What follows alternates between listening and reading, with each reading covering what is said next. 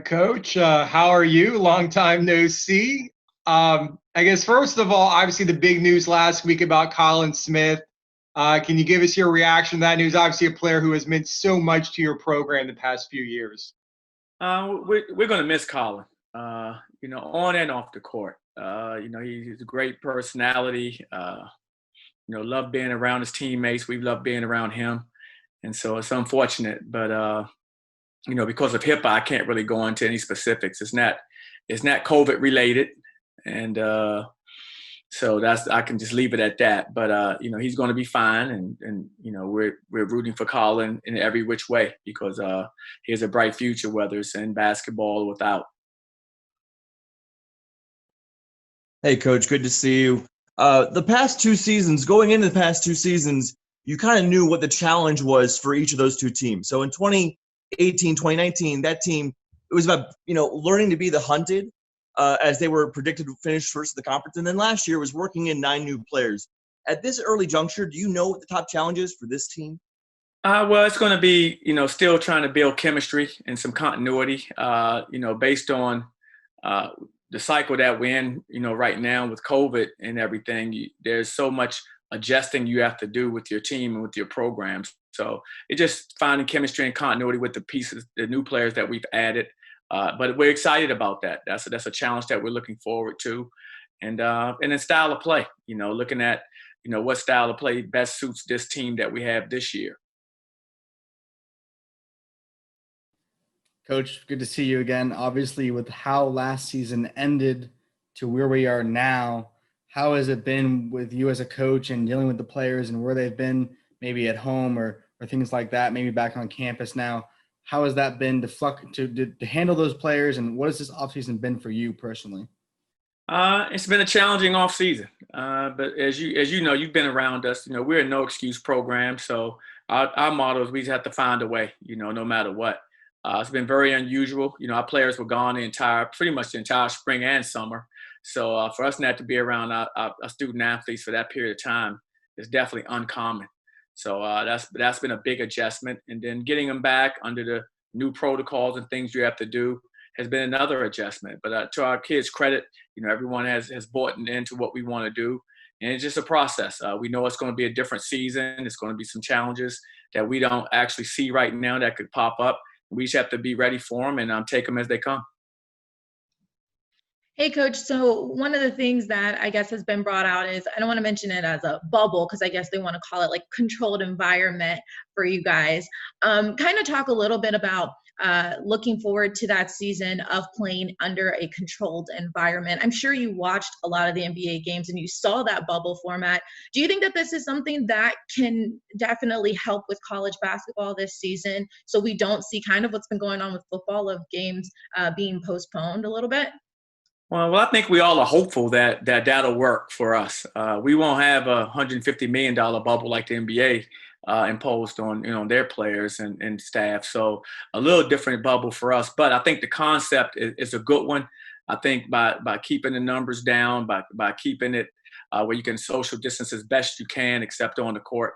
I think those are all, good ideas, and it's something that we have to work with. But our guys, they're aware of that, and just like I am, and we're adjusting to that. I mean, you have to remember in basketball, it's a touching sport. It's a whether it's bumping physically, whether it's patting someone in the back for doing something good. It's a sport where there's a lot of contact, and so you have to understand that and and take the appropriate measures when you can to keep washing your hands, to use sanitizer, things of that nature, to make sure we keep ourselves out of harm's way as best we can. Johnny, and along those lines, how much did you maybe, or you and your staff maybe study how the NBA handled things with the bubble, or even in maybe a broader sense, how like college football has done it with UCF in particular, to make sure you don't have any challenges that arise? Well, we've tried to watch what they've done both, NFL football, as well as collegiate football, of course, the NBA, and even baseball. We try to watch what they're doing and try to find best practices for us. Like I said, the things I think that are pretty common, the same things when you're away from us, it still has to be, washing your hands frequently, social distancing and wearing a mask. I mean, those are things that you have to try to, implement because as student athletes, and if you want a chance to play, those are some sacrifices you're going to have to be willing to make. And so those are things that we saw, and all of those, they were fairly consistent. And then when you're on the court, you have to let those things go. You have to go compete. I don't think you can be, thinking about those things because they don't apply to your sport. You just hopefully that everyone that you're competing against are abiding by the same type of rules and policies that you're abiding by. And that's the safest we can be. Hey, Coach. Thanks for your time today.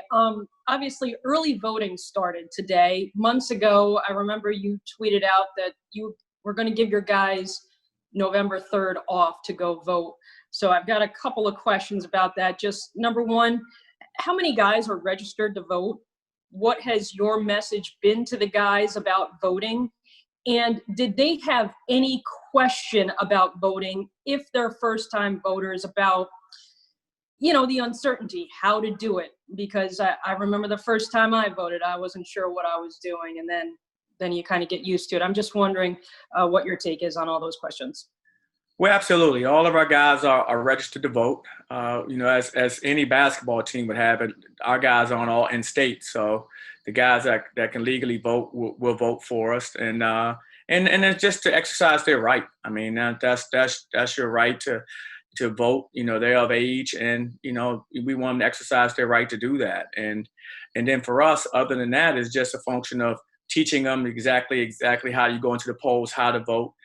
We're actually going to go early. We're going to go before the 3rd, actually. We're going to vote early. I think for our guys, again, trying to abide by the protocols and trying to make sure that we keep ourselves out of harm's way as best we can.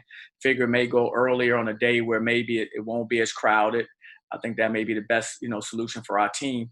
That's the approach that we've taken. So our guys are, we'll go in a situation where we can kind of, walk guys through it who maybe hadn't voted before, so they understand, the process.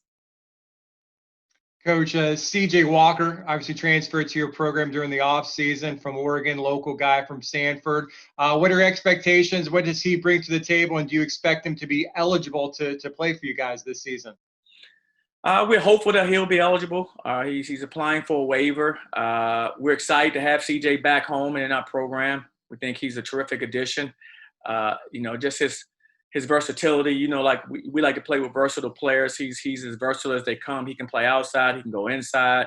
The way we defend, we think he's going to be an excellent, two-way player for us. His ability to defend around the rim, his ability to guard multiple positions on the perimeter, all things that we're excited about from CJ. So we're fortunate to have him in our program.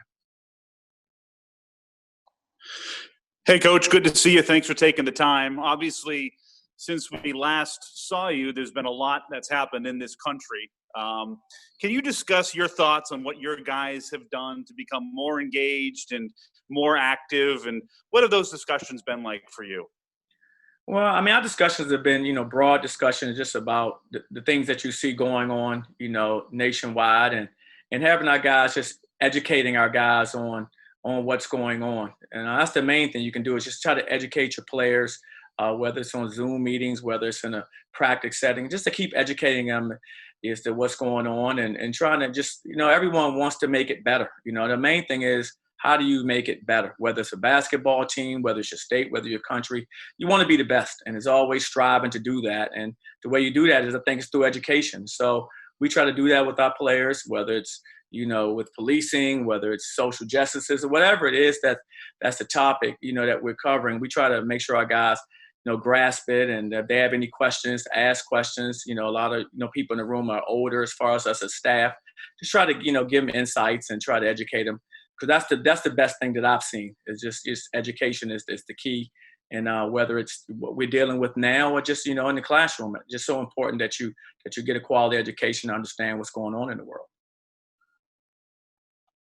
And Coach, kind of in that same vein, just for you personally, when you've looked at all the activism that has happened in America and continues to happen still over racism, police brutality, social inequality, what is your general thought as you've seen the past few months unfold here, and not only just athletes but everyone in America sort of speaking out and trying to end these ills? Well, I mean, when you're hearing a lot of young people, really, you're watching the young people, and the activism that they've shown has been amazing. for what they want. And then you look at our, country as a whole. I mean, this place has an amazing promise, and we all know that. And it's trying to reach that promise, which is always the goal. And we should always be striving to get better. I mean, I don't care if you're, red state, blue state, or wherever. It doesn't matter to me. It's just I think everyone wants this country to be the best it can be and wants to be the best in the world. To do that, I think we have to always strive for that. If we're not striving for that, where are we going to go? We're striving to be mediocre at that point. That's what I would tell my team is we're competing against other teams. Do we want to be mediocre or do we want to be champions? Do we want to be great? And I think everyone in this country wants to be great, and we have to find a way to work together to get that done. And that's everybody pulling in the same direction. And I know we can do it. That's been the promise of America, and it's right there in front of us. We just have to go ahead and take it. I think these young people have really shown us, a lot, over this last, 5-6 months with everything that's been going on. And, I'm watching that, and I'm just amazed because I was a young player. I was a young kid back in the 60s. And so me seeing that and come back, and then I'm seeing this, it just amazed me. I'm disappointed that we're having to go through this again. But by the same token, I'm really amazed and proud of the young people for their ability to kind of like, hey, we care about our country, want to see our country, look a certain way, and they're willing to march and be active to try to accomplish that. Coach, you touched on CJ Walker a little bit earlier. What have you seen from the other new guys that'll be seeing the court for the first time for UCF this season, whether it be from freshmen, transfers, players coming off redshirt seasons, and specifically in a sense to replace guys like Caesar and Colin? Well, I'm excited about all of our incoming players. I think they all provide something, to our program. Of course, you mentioned CJ. Of course, he's going to be, terrific for us. But also guys like Sean Mobley, who sat out last year, that's in our program, can play multiple positions for us, a really good feel for the game. He's kind of like a glue guy, just makes everybody around him better when he's on the team. And very, very talented player. I'm very excited about, Darius. Darius is a young man who transferred from Louisville, grad transfer, can also play multiple positions, really can shoot the basketball, but has really good leadership skills, very vocal. And that's something that we were looking for, a vocal leader. And he's really provided that for us this preseason. So very, very excited about him. And then Big Moses, who sat out for us last year, 7-footer, still developing as a player. He's raw, but I love his energy. I love his effort. He competes. He works hard on the court every time he steps on the floor. And now those things are going to bode well for him, because if you go out there and you compete as hard as he competes, a lot of positive things happen for you individually and for our team as well. Coach, I know everything is still being finalized in terms of a schedule, but what are some of the parameters of what it will look like? I know there's going to be 20 league games. Are you hoping to play in one of those tournaments? Will that be 3 of the games and then maybe 4 more non-conference games? Is that kind of what it will look like, or what do you think the schedule will look like? I've never been this late in the season still trying to figure out what our schedule is going to look like. But, that's just the world we're living in right now. For us, it's going to be a situation where we have the 20 league games. We're trying to play in an MTE. We're working on that. And we're fortunate because Disney's right here and they have a number of them. And I think they're consolidating them, bringing them all here. So we're looking to see kind of where we'll stand in that situation. I'm hopeful that we'll get one of those spots and we'll be able to play there, which will be great. That still limits our travel, which is excellent. And then we're looking at still playing some of the games that we have on schedule. Like I think we open up with Oklahoma, for instance. So we have them on the 28th. We open up with them. We also have Florida State this year. So we play them. We would go up to Florida State to play. So those are 2 of our games. And we have Michigan. So Michigan is the only game that we have if we, with those 3 that are out of the state. So we're trying to hopefully keep our travel down, as you can imagine, and as best we can, and look forward to, those early season, preseason games, but also looking forward to conference play. We have a great conference, a lot of talent, and a lot of parity, and excited about that as well.